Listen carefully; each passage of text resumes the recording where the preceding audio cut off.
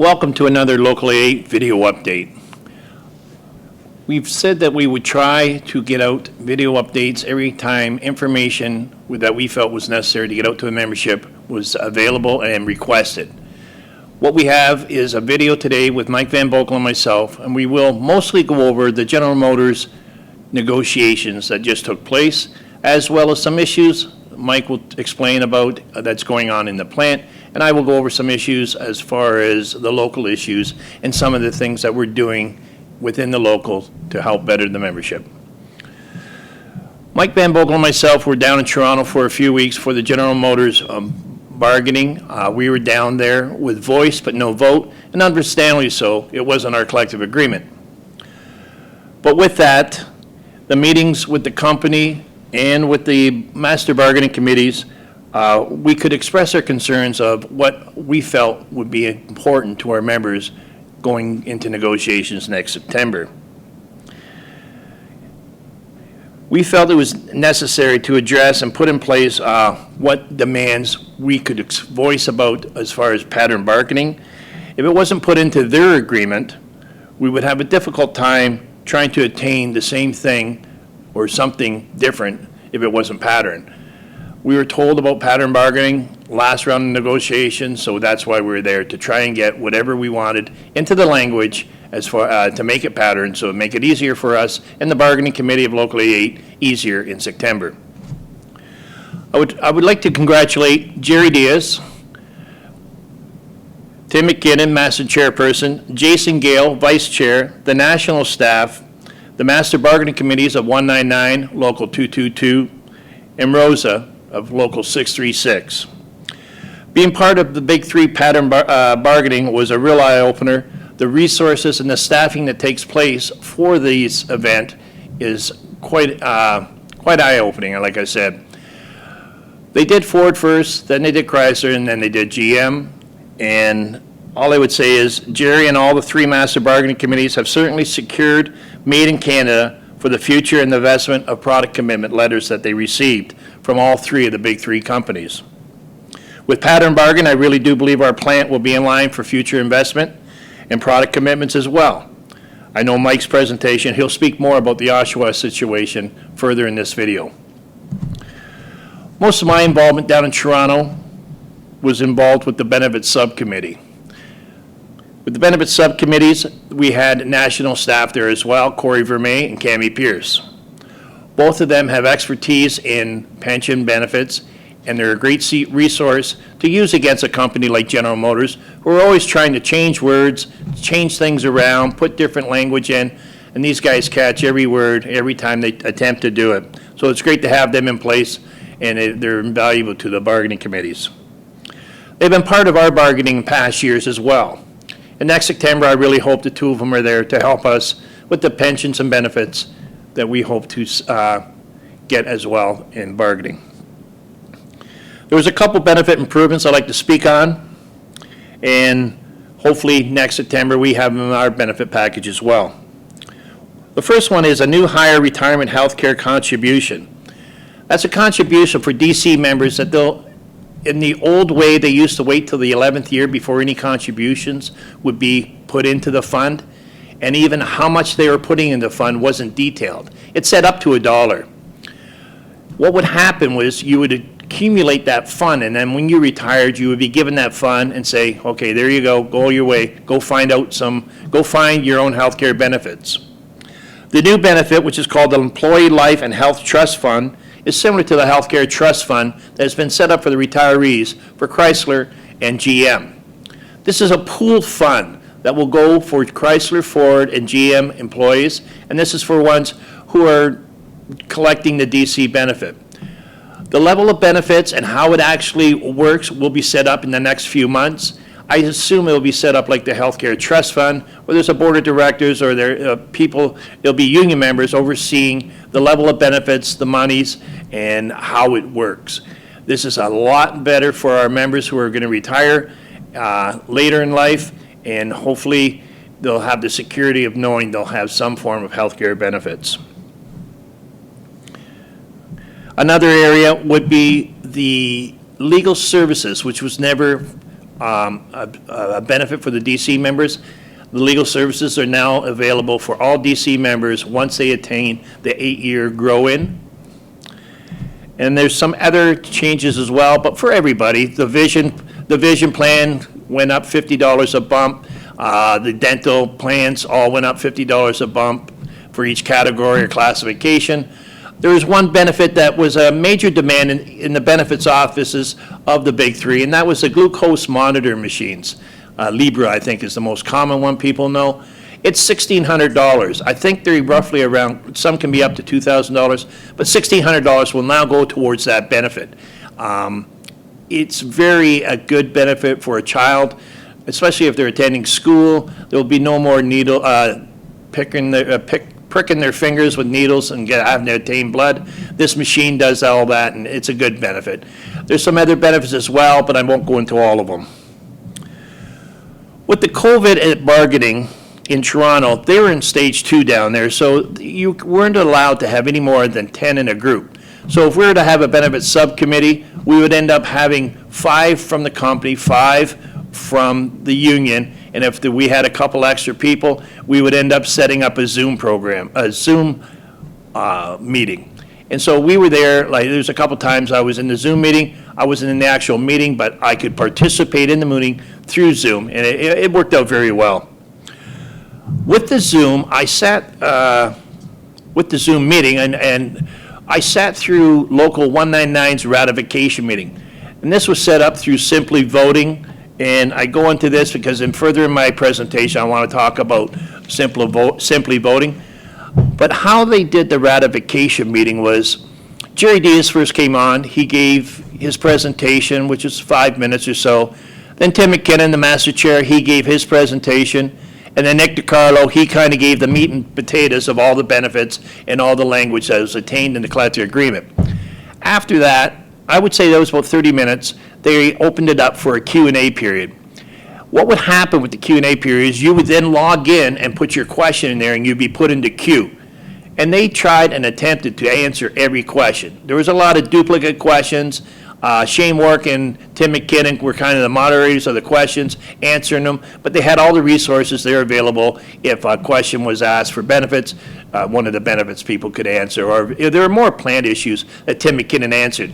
But the meetings weren't over till all the answers, all the questions were answered, and I thought it was a really good setup on how they did it.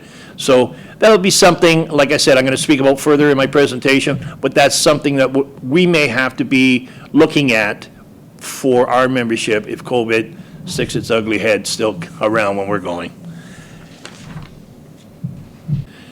My next topic is the online voting registration that our communication committee has taken up, and we're doing incredibly well so far on the sign-up. We have close to 550 members already signed up from the Local 88's webpage, and that's about a quarter of our membership so far. Retirees as well are more than welcome, and they should go on there and register since they're available to vote for all executive positions as well. So any retirees watching this video, please go on the online, go on our website and go on and register, and that way come next May, June, you'll be able to vote as well for your executive members. You can also ask your committee person for people in the plant for information that there's a button that they're wearing. I'll do my best Vanna White. There's the code right there that they can basically scan. Every one of your committee people, or even the specialty reps, all have a button. All you do is scan it, the information comes up, and it's a step-by-step process. You'll really do, you go on there, and it'll take just a few minutes to do. With the COVID-19, the rules of social gathering, we'll have difficult times doing the traditional triannual elections or the strike mandate or the ratification meetings like we've had in the past. The big three, and I'll use GM for an example, they use Simply Voting to do their strike mandate vote, and they did it as well, as I explained in my previous portion of this video, about the ratification meetings. They listened to the ratification meetings, at the end of it, they voted on it. The good thing about Simply Voting is we have a lot of positions in our local, like delegate positions, Canadian Council positions, Ontario Council positions. We have a lot of people run, and that's a lot of votes. We will be able to have those results almost within 5-10 minutes after the election. There won't be a lot of time-consuming counting of ballots, and the Simply Voting company is going to provide us a safe, secure, and proven voting system backed by certifications and audits. We have had a couple of our communication people speak to Simply Voting, as well as 199 representatives who have dealt with the Simply Voting. They've kind of taken the pros and cons out of it, and they've come up with the system they have right now. And like I said, 550 of us have already registered. We're going to need that. In the past, our elections have been, the costs have been skyrocketing. And this way, through our bylaws committee and our executive, we have discussed what ways and what measures can we take to reduce costs. The online voting, nominations and voting will drastically reduce those costs by thousands of dollars. And as well, they'll make it efficient, more efficient. And like I said, with Simply Voting, it's going to be a lot more secure process to go through. Again, like I said, I would like to thank the Communication Committee for all their work of what they've done to set this up and gone through already to get so many people signed up. The triennials will be here before you know it. We're going to be off for Christmas, and then we'll be back, and all of a sudden, we're going to be into the triennials, nominations, and elections. So we have to be prepared. If something changes with the COVID, we'll do it the traditional way. But we were still looking at doing online positions for a lot of the executive prior to COVID. So it was good that we're starting this process already.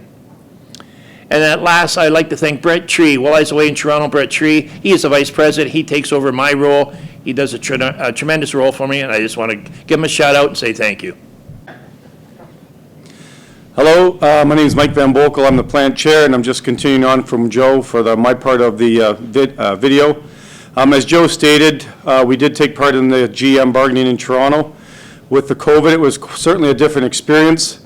The meetings were limited to 10 people, 5 per side. We weren't allowed to eat anywhere inside in a restaurant, and it was certainly very eerie walking around Toronto when there was hardly anybody around.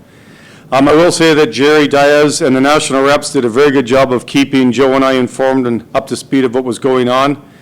But since bargaining, I've taken many, many phone calls in regards to what happened at bargaining, and specifically about the Oshawa truck announcement. I think that announcement caught almost everyone off guard, but it is certainly good news for Oshawa and the Oshawa area. Just the amount of spin-off jobs alone that will be created will also be enormous. To be clear, Oshawa is going to get the spillover for the GM pickup trucks. There is no effect on our plant whatsoever. They will not be getting any SUVs. They're getting no cars. They're getting nothing to do with green or battery-operated engines. But they should be able to hire close to 1,500 people to get the pickup trucks rolling off the lines, and that is almost a return from the dead. I think most people had written Oshawa off as never producing another vehicle, but Jerry Diaz did pull off a tremendous feat, and it's absolutely perfect for their community. We also will be looking for major investment as we look into lock in the next generation Equinox, as we also hope to usher in the new era at GM Canada and bring in some type of BEV, the battery electric vehicles, and have our job security locked in long term. All of the big three had investments of well over $1 billion, and GM should be prepared to find that pattern agreement with us next year. Some of the interesting items bargained, including a significant increase to the wage scale for the new hires. It is now a true 8-year grow-in, which means at the end of the 8 years, you're at the full rate, including all raises that may have happened over the 8 years. They're able to fix the shift premiums, as well as add a variety of new benefits that Joe explained to help get people in line with the full seniority people. The starting wage is now about $23.50 an hour approximately, and you're already at $25 an hour by the end of your first year. So it will be a big shot in the arm for the people on the wage scale. This is a 3-year deal, not a traditional 4-year deal, which has normally been bargained. This will bring the 3-year deal will bring the big three in Canada at the bargaining table in 2023 at the exact same time as the UAW in the United States. This means next year, Local 88 is going to have to make a decision. We either bargain a 3-year deal and stay 1 year after the big three, or we bargain a 2-year deal and go to the table as part of the big three and enter talks at the same time as the UAW in the United States. We are going to put papers on the floor on the idea to show the difference between a 2- and 3-year deal and the pros and cons of each. I have been very clear for a number of years that I believe we need to stand alone and fight. However, I now believe we need to join forces with the Big Three of Canada. We have the numbers to not only support the other GM plants, but we have the numbers to lead the way and gain only not a voice at their table, but vote as well.